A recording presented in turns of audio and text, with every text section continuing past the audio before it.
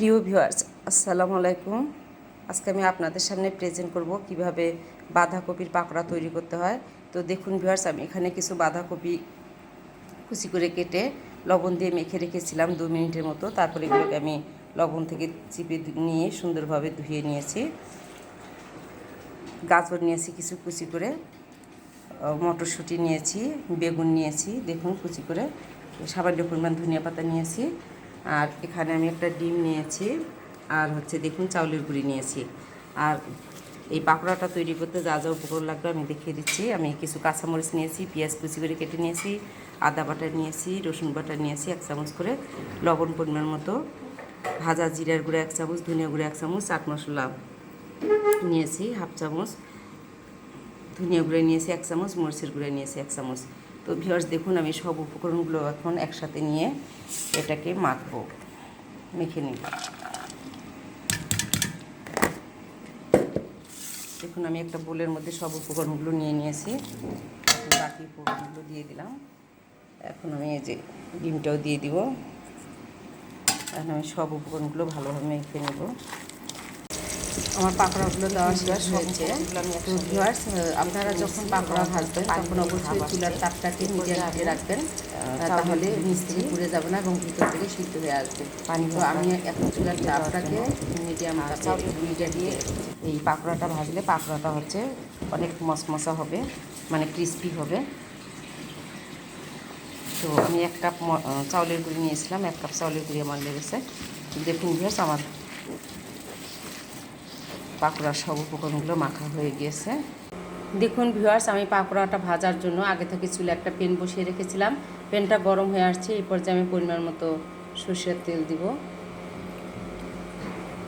দেখুন ভিউয়ার্স, তেলটা গরম হয়েছে। এখন আমি পাকোড়াগুলো এক একে সবগুলো পাকোড়া দিব ভাজার জন্য।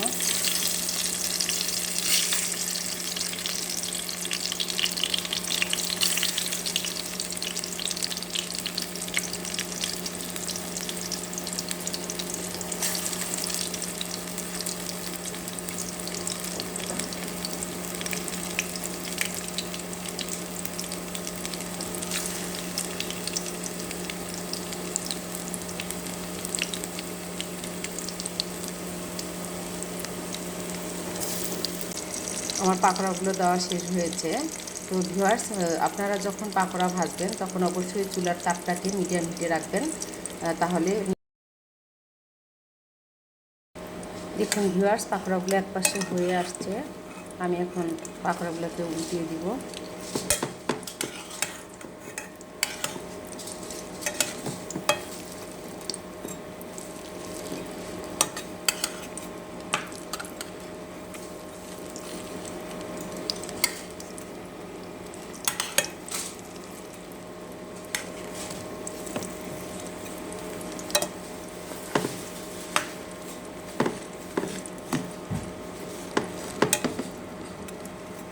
দেখুন ভিউয়ার্স, আমি পাকোড়াগুলোকে উঠিয়ে দিলাম। দেখুন ভিউয়ার্স, আমার পাকোড়াগুলো ভাজা হয়ে গেছে। আমি এখন এটা পাকোড়াগুলোকে অন্য একটা পাত্রে তুলে নেব।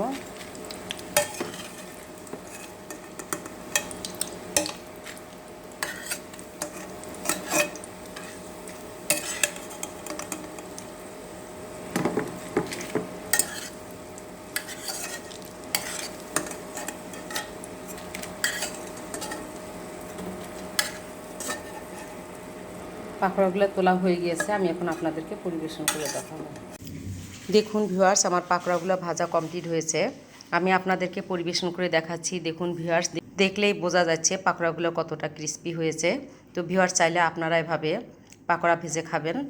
আর আমার ভিডিও যদি আপনাদের ভালো লাগে তাহলে অবশ্যই আমার ইউটিউব চ্যানেলটিতে সাবস্ক্রাইব করবেন, লাইক দিবেন, কমেন্টস করবেন এবং শেয়ার করবেন। আর যারা আমার ফেসবুক পেজ থেকে দেখবেন, প্লিজ আপনারা আমার ফেসবুক পেজে একটা ফলো দিয়ে পাশে থাকবেন। আপনাদের অনুপ্রেরণায় আমি অনেক দূরে এগিয়ে যেতে পারবো। তো ভিউয়ার্স, আপনারা ভালো থাকবেন, সুস্থ থাকবেন। আপনাদের সাথে আমার আবারও দেখা হবে পরবর্তী ভিডিওতে। আল্লাহ হাফেজ।